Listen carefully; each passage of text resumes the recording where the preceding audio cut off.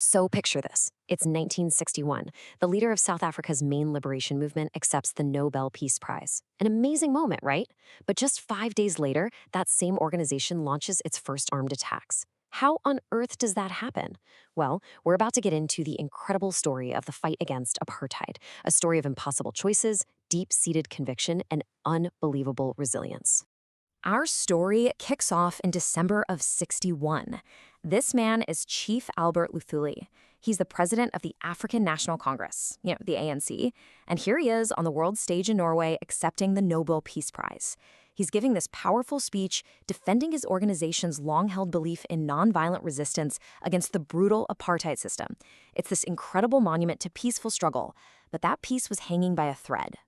Because just 5 days after that powerful speech, everything changed. That path of nonviolence, so passionately defended, was suddenly joined by a much, much more radical one. So, what on earth happened in those 5 days?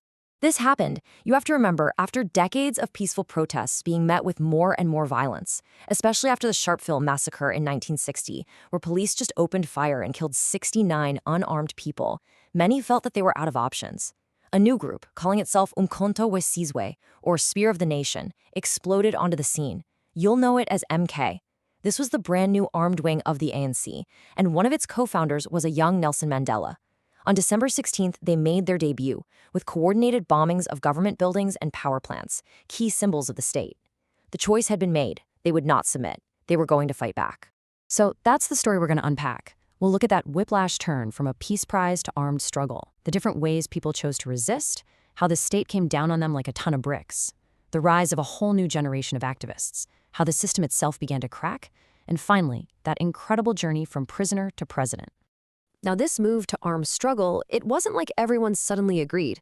Far from it. In fact, there were at least 3 very different ideas about how to fight back, all happening at the same time. Okay, so you can see the split pretty clearly here. On one hand, you had the ANC's group, MK. Their strategy was controlled sabotage, hit symbols of the state, but, and this was important to them, be really careful to avoid civilian casualties. Then you had the Pan-Africanist Congress, or PAC. Their armed wing, POGO, was way more radical. They went for decentralized guerrilla tactics, and they had no problem targeting white civilians or any black South Africans they saw as helping the government. And all this time, the South African Indian Congress, the SAIC, stuck to its principles, committed to nonviolent protest and putting pressure on the government from the outside world. And I mean, just read this leaflet from POGO from that same period. It tells you everything to need to know about their mindset. It's blunt. It's terrifying. It's meant to sow fear. So while MK was focused on symbolic attacks, POGO wanted to terrorize people. It just shows you. The resistance wasn't one unified thing. It was fractured and had a lot of different competing ideas. So facing all this, sabotage from one side, guerrilla attacks from the other, how did the apartheid government respond? Well, they didn't hesitate. They came back with everything they had. The response was swift, it was brutal, and it was designed to utterly annihilate all opposition. First, they created a whole new set of laws to give themselves terrifying new powers. The Sabotage Act of '62 basically made any form of opposition a crime you could be executed for. Then, a year later, the 90-Day Act let the police just grab you and hold you for 3 months without a lawyer, without trial, which really just opened the door to widespread torture. South Africa was becoming a police state, and in July 1963, the hammer came down. A police raid in a suburb called Rivonia captured almost the entire high command of MK. At what became known as the Rivonia trial, Nelson Mandela and his comrades were literally facing a death sentence. But instead of begging for his life, Mandela turned the courtroom into a platform. He gave this defiant, incredible speech, ending it with these words. That speech echoed around the globe, becoming a rallying cry for the movement, even as he and 7 others were sent to prison for life. So with the leadership of the ANC and PAC locked away, the government probably thought, job done, we've won. And for a while in the 1960s, it looked that way. It was a decade of intense repression, and the struggle seemed to have been completely crushed. But under the surface, new ideas were bubbling up, and a new generation was getting ready to step into the fight. A lot of this new energy came from a young activist named Steve Biko. He had this powerful idea. The real fight had to start inside your own head. His Black consciousness movement wasn't just about politics. It was about tearing down the psychological walls of apartheid, about building pride and self-worth, and empowering Black South Africans to believe they could and should free themselves. This new consciousness just exploded onto the streets in June of 1976. Thousands upon thousands of high school students in Soweto, a massive township just outside Johannesburg, marched in protest. The trigger? A new government policy that would force them to learn in Afrikaans, which they saw as the language of their oppressors. The government didn't send diplomats to talk, they sent police with rifles.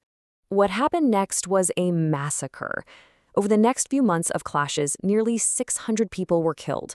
A huge number of them were just teenagers. Thousands more were wounded. And just a year later, Steve Biko himself was arrested, brutally tortured, and killed in his cell.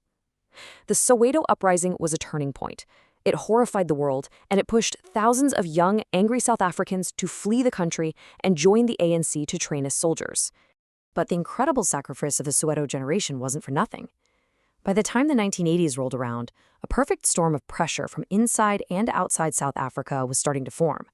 The apartheid system was becoming unsustainable. You could finally start to see the cracks.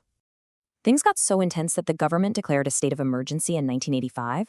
We're talking mass arrests, soldiers on every corner. But instead of scaring people into silence, it made them bolder. People started openly waving the banned flags of the ANC. This poster here, from a protest that year, is a great symbol of that new defiance. The message was clear: we're not hiding anymore. And this is when the ANC's big four-part strategy really started to pay off. Inside the country, you had powerful Black trade unions launching massive strikes that were grinding the economy to a halt. At the same time, MK kept up its campaign of sabotage. And on the outside, the world was finally hitting the regime where it hurt, with crippling economic sanctions and total diplomatic isolation. The government was completely boxed in. Eventually, the pressure was just too much. The government, under a new president, F.W. de Klerk, finally realized the game was up. The endgame was about to begin. And then, on February 11th, 1990, the moment the world had been waiting decades for, Nelson Mandela, after 27 years in a prison cell, walked free. And in his very first speech, people around the world held their breath. Was he going to call for revenge? No. He called for peace. He defended the armed struggle as a last resort, but he made it crystal clear. The time for fighting was over. The time for talking had begun. Now, those next 4 years were incredibly tense and often violent, as the old powers and the new ones struggled for control. But in the end, negotiation won. In April 1994, the world saw this amazing sight. Millions of South Africans of every race waiting in line for hours and hours, many for the very first time in their lives, to vote. The result was nothing short of a miracle. Nelson Mandela, the political prisoner, became President Nelson Mandela. But how does a country even begin to heal from a past that brutal?